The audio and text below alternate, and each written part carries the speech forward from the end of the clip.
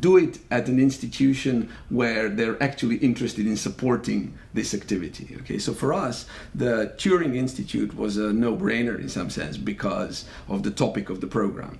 It served many purposes, not just scientifically, but also because of its location, and it was very, very easy to get people here. People are interested to come to London, etc., etc. What was really very good was that the Turing Institute provided really significant support for the practical organization of the program, which I think is crucial for the success of such an endeavor.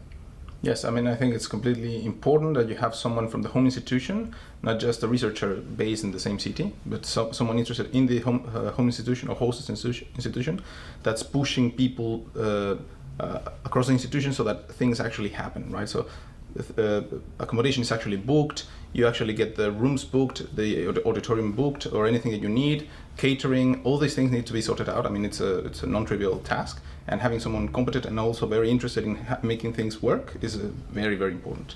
So I think at the beginning, in the early stages, we had this trouble until the ATI hired someone, Emi Bukic. I'm possibly butchering her name, I'm sorry for that, but she's been incredibly helpful in this regard, yes.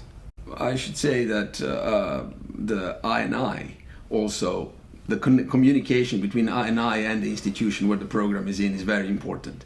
And of course the INI has a lot of experience in running programs, but also from their side this was a new thing, so we were all sort of testing the water, as it were, a little bit. But I think that things are going very well now.